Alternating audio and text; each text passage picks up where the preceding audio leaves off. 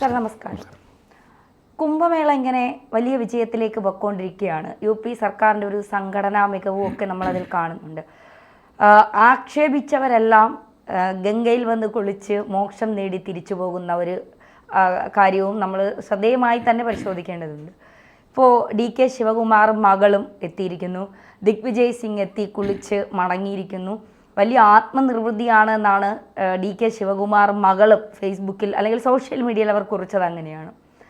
അതിന് വന്ന കമൻറ്റുകളാണ് DK ശിവകുമാറും മകളും BJPയിലേക്ക് പോവുകയാണ്.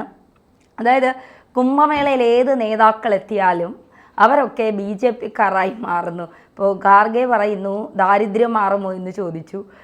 അപ്പോൾ ദാരിദ്ര്യം മാറാൻ വേണ്ടിയാണോ DK ശിവകുമാറും മകളും ദിഗ്വിജയ് സിംഗും അടക്കമുള്ള ഈ UPയിലെ തന്നെ പ്രതിപക്ഷ നേതാവ് അഖിലേഷ് യാദവ് ഉൾപ്പെടെയുള്ളവർ അവിടെ വന്നു എന്നുള്ളത്. അപ്പോൾ ഖാർഗെ ഒരു ഭാഗത്തൂടെ പറഞ്ഞുകൊണ്ടിരിക്കുമ്പോൾ തന്നെ കോൺഗ്രസ്സുകാരുടെ വലിയ ഒഴുക്ക് കുംഭമേളയിലേക്ക് ഉണ്ടാകുന്നു എന്നുള്ളതാണ്. എങ്ങനെയാണ് ഇതിനെ കാണേണ്ടത്? അതിനകത്ത് ഈ ഖാർഗെ പറഞ്ഞതിന് കുറ്റപ്പെടുത്തേണ്ടെന്നാണ് എൻ്റെ അഭിപ്രായം. കാര്യം ഇപ്പോൾ നമ്മളൊരാൾ വളരെ ആസൂത്രിതമായിട്ട് പറഞ്ഞു കഴിഞ്ഞാൽ അതിന് വിമർശിക്കണം. പക്ഷേ ഖാർഗെക്ക് ഇതിലൊരു പങ്കുമില്ല. ഖാർഗെക്ക് എന്താ പറയുക, കാക്കയ്ക്ക് എന്ത് എന്ന് ചോദിക്കുന്ന കാര്യമാണ് ആ പറയുന്ന. ഖാർഗെക്ക് ഇതൊന്നും മനസ്സിലാവണമെന്ന് നിർബന്ധമില്ല. അവർ പറഞ്ഞു കൊടുത്തു, ഖാർഗെ പറഞ്ഞു എന്നുള്ളതിൻ്റെ അപ്പുറത്ത് പ്രാധാന്യമൊന്നുമില്ല. ഖാർഗെ പറഞ്ഞത് മുങ്ങിക്കുളിച്ചാൽ ദാരിദ്ര്യം മാറും എന്നുള്ള പ്രശ്നമാണ്. ഖാർഗെ മനസ്സിലാക്കേണ്ട വസ്തു ഞാൻ നേരത്തെ ഒരിക്കൽ പറഞ്ഞിട്ടുണ്ട്. 1915 മഹാത്മാഗാന്ധി ഭാരതത്തിലെത്തിയിട്ട് ആദ്യം പോയത് കുംഭമേളയിലേക്കാണ്. അവിടെ ഹരിദ്വാറിൽ നടന്ന കുംഭമേളയിൽ 17 ലക്ഷം പേരാണ് പങ്കെടുത്തത് 1915. ആ കുംഭമേളയിൽ മഹാത്മാഗാന്ധി പങ്കെടുത്തു. മഹാത്മാഗാന്ധി പങ്കെടുത്തു എന്ന് മാത്രമല്ല, അവിടെ സേവന പ്രവർത്തനത്തിനായിട്ട് പോയത് സാക്ഷാൽ ഗോപാലകൃഷ്ണ ഗോഖലെയുടെ ടീമാണ് അവിടെ പോയിരുന്നത്. അവരായിരുന്നു അവിടെ സേവന പ്രവർത്തനം പോയത്. എന്നിട്ട് അവർ മഹാത്മാഗാന്ധിയോട് പറഞ്ഞത് അങ്ങും ഒരു ടീമിൻ്റെ ചുമതലെടുക്കണം എന്നാണ് പറഞ്ഞത്. അതുകൊണ്ട് ആദ്യമായിട്ട് സേവന പ്രവർത്തനത്തിന് വേണ്ടിയിട്ട് മഹാത്മാഗാന്ധി ഇന്ത്യയിൽ പോയ സ്ഥലം ഇവിടെ ഹരിദ്വാറിലെ കുംഭമേളയാണ്. ഇത് ഖാർഗെക്ക് അറിയാൻ വഴിയില്ല.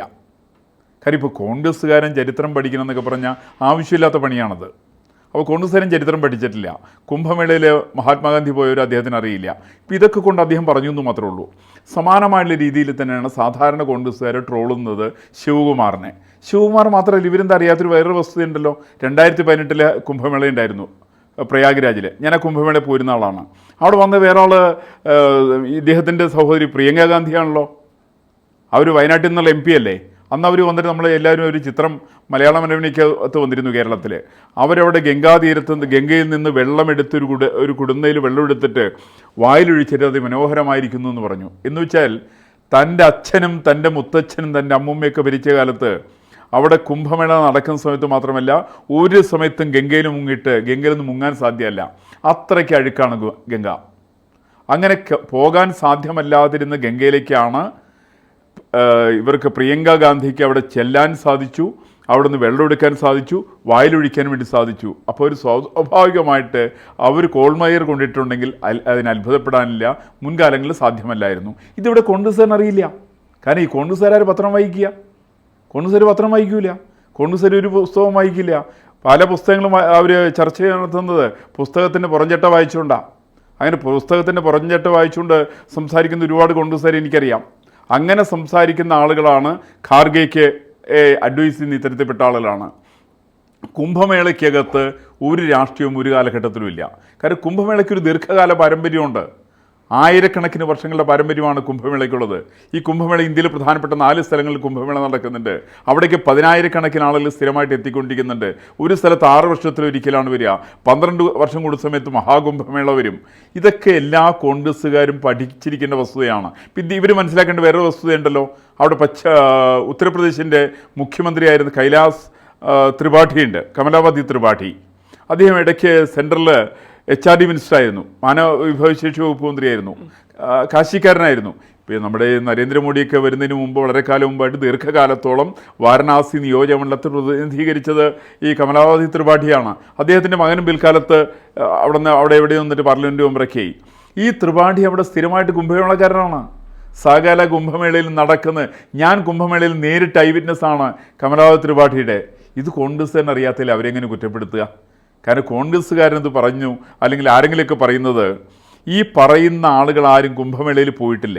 കുംഭമേള ഒന്ന് പോകേണ്ടതാണ്, അത് ആസ്വദിക്കേണ്ടതാണ്. നമ്മൾ കുംഭമേളയുടെ ചരിത്രം പറയുന്ന സമയത്ത് കുംഭമേളയിൽ ആളുകൾ കുളിക്കുന്നു എന്നൊക്കെ പറഞ്ഞ് കളിയാക്കുന്നുണ്ട്. ഈ കളിയാക്കാനൊക്കെ അവകാശം എല്ലാവരും സംബന്ധിച്ചുണ്ട്. പക്ഷേ എന്താണ് കുംഭമേള?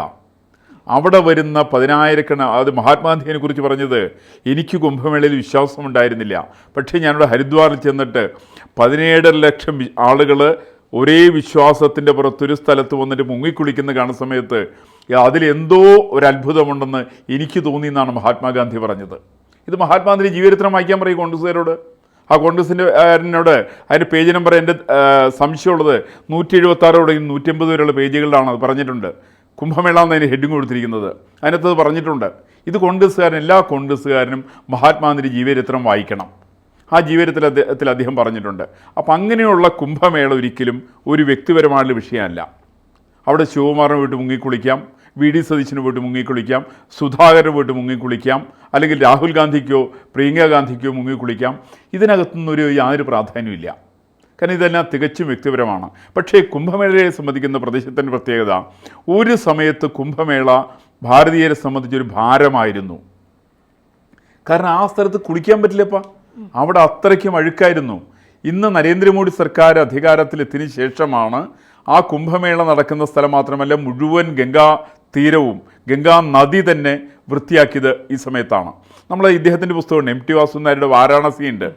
അതേപോലെ തന്നെ പലരും പുസ്തകങ്ങൾ ഇറക്കിയിട്ടുണ്ട്. ആ പുസ്തകത്തിനകത്തൊക്കെ പറഞ്ഞിട്ടുണ്ട്, അവിടെ കാശിയിൽ ചെന്നിട്ടുണ്ടെങ്കിൽ, കാശിയിൽ ആളുകളൊന്ന് മുങ്ങാൻ ശ്രമിച്ചിട്ടുണ്ടെങ്കിൽ മുങ്ങി നിവരുന്ന സമയത്ത് നമ്മുടെ തലയിൽ മുട്ടുന്നത് ആരുടെയെങ്കിലും മൃതദേഹമായിരുന്നു എന്നാണ് പറയുക. അത്രയ്ക്ക്, കാരണം പകുതി വെന്ത മൃതദേഹങ്ങൾ ഗംഗയിൽ ഒഴുക്കുന്നൊരു സാധാരണ പ്രക്രിയയായിരുന്നു അക്കാലത്ത് അവിടെ കാശിയിൽ. ഇന്നിപ്പോൾ അത് മാറി. ഇന്ന് ഗംഗ പരിശുദ്ധമാണ്, ഗംഗയിൽ ആർക്കും കുളിക്കാം. എന്ന് മാത്രമല്ല, ഇപ്പം നമ്മളവിടെ പോകുന്ന സമയത്ത് ഗംഗയിൽ ആരതി നടത്താറുണ്ട്, പുഷ്പങ്ങൾ അർച്ചിക്കാറുണ്ട്.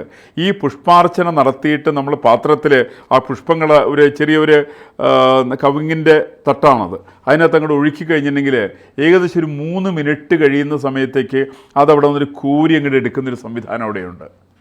ഇത് കൊണ്ടിട്ട് സംസ്കരിക്കുന്ന സംസ്കരണശാല അവിടെയുണ്ട്. അത് കൃത്യമായിട്ട് ഉപയോഗിക്കുന്നൊരു സംവിധാനമുണ്ട്. അത് അവിടെ മാത്രമല്ല, ഇവർ പോകാത്തതുകൊണ്ടാണ് പല സ്ഥലത്തും. ഇവരിന്ന് ഉജ്ജയിനിയിൽ പോയി നോക്കട്ടെ, അവിടെ കാലഭൈരവൻ്റെ ക്ഷേത്രമുണ്ട്. അത് അവിടെയാണ് കാളിദാസൻ്റെ കേന്ദ്രം, അവിടെയാണ് ഭർതൃഹരി അവിടെ നിന്നുള്ള ആളാണ്. ആ പറയുന്ന ഉജ്ജയിനിയിലും ഇതേപോലെ തന്നെ നമ്മൾ പോയിട്ടുണ്ടെങ്കിൽ നമ്മൾ അർച്ചിക്കുന്ന മുഴുവൻ പുഷ്പങ്ങളും എടുത്ത് സംസ്കരിക്കുന്ന സംസ്കരണ കേന്ദ്രങ്ങളുണ്ട്. അപ്പോൾ ചോദിക്കും, ഞങ്ങളുടെ പമ്പാ നദിയിലില്ലല്ലോ എന്ന്. അത് കേരള സർക്കാരിനും എടുക്കാണ്. ഇവിടെ ഏറ്റവും വൃത്തികേടായിട്ട് ക്ഷേത്രവും ക്ഷേത്ര പരിസരവും സൂക്ഷിക്കുന്നുണ്ടെങ്കിൽ അതിന് കാരണം കേരളം ഭരിക്കുന്ന ആളുകളാണ്. അതിനകത്ത് കോൺഗ്രസ്സുകാരും കമ്മ്യൂണിസ്റ്റുകാരും ഒരേപോലെ പങ്കുണ്ട്. ശബരിമല അവർ വൃത്തികേടാക്കിയിട്ടാണ് സൂക്ഷിക്കുന്നത്. ശബരിമലയിൽ ആകെ വരുന്ന ആളുകൾ മുഴുവൻ ആയിട്ട് ഇവിടെ കുംഭമേളയിൽ ഒറ്റ ദിവസം കൊണ്ടുവരും. കുംഭമേളയിൽ ഒറ്റ ദിവസം വരുന്ന ആളുകൾ 60 ദിവസക്കാലം കൊണ്ട് ശബരിമലയിൽ വരുന്നില്ല. പക്ഷേ ശബരിമലയിൽ ഇതൊന്നും വൃത്തിയായിട്ട് സൂക്ഷിക്കാൻ നമ്മുടെ ഭരണാധികാരികൾക്കറിയില്ല. കാരണം എന്താ, ഭരണാധികാരികളെ സംബന്ധിച്ച് അവർക്ക് അയ്യപ്പനാരാന്ന് അറിഞ്ഞുകൂടാ, അവിടെ ചെന്ന് തൊഴണമെന്ന് എങ്ങനെയാണ് തൊഴേണ്ടതെന്നുള്ള വിവരം ഇപ്പോഴത്തെ ഇവിടുത്തെ ദേവസ്വം വകുപ്പ് മന്ത്രിക്ക് അറിയാമോ? അയാൾ തൊഴുതുന്ന അയാൾ കാണിക്കട്ടെ, അയാൾക്ക് അറിഞ്ഞുകൂടല്ലോ. അയക്ക് മാത്രമല്ലോ, ഇതിനു മുമ്പത്തെ ഒരു ദേവസ്വം വകുപ്പ് വന്നിട്ടുണ്ട്, അയക്കും തൊഴാൻ അറിഞ്ഞുകൂടാ. അതുകൊണ്ട് അയക്ക് തീർത്ഥം കൊടുത്ത സമയത്ത് അയാൾ ധരിച്ചത് അത് നമ്മുടെ കൈ വൃത്തിയാക്കാൻ വേണ്ടിയിട്ടുള്ള സംഗതിയാണ് അയാൾ ധരിച്ചത്. അയാളുടെ കൈയൊക്കെ ഇങ്ങനെ ഈ പിരിവിരാന്നാക്കുന്ന ഒരു പ്രവൃത്തി കണ്ടിരുന്നു. ഇപ്പം ഈ തരത്തിൽപ്പെട്ട ആളുകൾ, വിശ്വാസമില്ലാത്ത ആളുകൾ, കാര്യങ്ങൾ പഠിക്കാത്ത ആളുകൾ ഈ തരത്തിൽ ചില പ്രസ്താവനകൾ ഇറക്കും. ആ തരം ചില ഒരു പ്രസ്താവനകളിലൊന്നാണ് ശിവകുമാർ BJP ചേരുന്നുണ്ടോ എന്ന് എനിക്കറിയില്ല. കാരണം ഒരുപക്ഷെ സ്വബോധമുള്ള ആളുകളൊക്കെ ചേരുന്ന പ്രസ്ഥാനം BJP ആണല്ലോ. അവർക്കെങ്ങനെ കോൺഗ്രസ്സിൽ ഇരിക്കാൻ സാധിക്കുക? കാരണം കോൺഗ്രസ്സിൽ നാഴികയ്ക്ക് 40 വട്ടമാണ് ഓരോരുത്തരും മണ്ടത്തരങ്ങൾ പറഞ്ഞുകൊണ്ടിരിക്കുക. മണ്ടത്തരം പറയുകയാണെന്ന് അതിന് ഡോക്ടറേറ്റ് കൊടുക്കേണ്ടത് തീർച്ചയായിട്ടും രാഹുൽ ഗാന്ധിക്ക് ഡോക്ടറേറ്റ് കൊടുക്കേണ്ടതാണ്. അദ്ദേഹത്തിൻ്റെ സഹോദരി, അവർക്ക് ഏതൊക്കെ ഭരണം, ആരൊക്കെയാണ് ഏതൊക്കെ സംസ്ഥാനത്തെ ഭരിക്കുന്നതെന്ന് അറിഞ്ഞുകൂടാ. ഹിമാചൽ പ്രദേശ് BJP എന്ന് ധരിച്ചു വെച്ചിട്ടുള്ള സ്ത്രീയാണ് അവർ ഇന്ത്യൻ പാർലമെൻറ്റിൽ ആദ്യമായിട്ട് സംസാരിച്ച് തന്നെ മണ്ടത്തരം പറഞ്ഞുകൊണ്ടാണ് അവർ തുടങ്ങിയത്. അമ്മ അടക്കമുള്ളവരങ്ങനെയാണ്. അപ്പം അങ്ങനെ മണ്ടത്തരം പറയുന്ന കാര്യത്തിൽ റിസർച്ച് ചെയ്യുന്ന, ഡോക്ടറേറ്റ് എടുത്തിരിക്കുന്ന ആളുകൾ കുംഭമേളയിൽ പോയി തൊഴുന്ന ആളുകൾക്ക് BJPക്കാരാന്ന് പറഞ്ഞാൽ അതിന് മറുപടി പറയുക വളരെ പ്രയാസമാണ്. അപ്പോൾ ശിവകുമാർ വേണമെങ്കിൽ BJP ചേരാട്ടോ, അതിനകത്ത് വലിയ വാർത്തയൊന്നുമില്ല. കാരണം ശിവകുമാർ ജനങ്ങളുടെ സ്വാധീനമുണ്ട്, ശിവകുമാറിന് നല്ല രാഷ്ട്രീയ ബന്ധങ്ങളുണ്ട്. ആ തരത്തിൽപ്പെട്ട ആളുകൾക്ക് ഒരിക്കലും കോൺഗ്രസ്സിന് നിൽക്കാൻ വളരെ പ്രയാസകരമാണ്. അത് ധരിച്ചിട്ടായിരിക്കണം, എനിക്ക് തോന്നുന്നു ഒരുപക്ഷെ എനിക്കൊരു കുറ്റപ്പെടുത്താൻ സാധ്യമല്ല, അത് കണ്ടുകൊണ്ടായിരിക്കണം ഒരുപക്ഷെ പറഞ്ഞത് അവർ ശിവകുമാർ BJP ചേരുന്നു എന്ന് പറയാൻ കാരണം അതുകൊണ്ടാണ്. ഇനിയിപ്പോൾ എനിക്കൊണ്ട് വേറെ ആരൊക്കെ അവിടെ പോയിട്ടുണ്ട്, കുറേ ആളുകൾ അവിടെ കുംഭമേളയിൽ പോയിട്ടുണ്ട്. ഇനി അവരൊക്കെ തന്നെ ഓരോരുത്തരായിട്ട് BJP ചേരുന്നു എന്ന് പറഞ്ഞോട്ടെ. കാരണം ഇന്ത്യയുടെ ഏറ്റവും വലിയ ദേശീയ പ്രസ്ഥാനം BJP ആണ് എന്നുള്ള തിരിച്ചറിഞ്ഞതിൻ്റെ അടിസ്ഥാനത്തിൽ പറഞ്ഞതായിരിക്കാനേ സാധ്യതയുള്ളൂ എന്നാണ് ഞാൻ വിചാരിക്കുന്നത്. തീർച്ചയായും.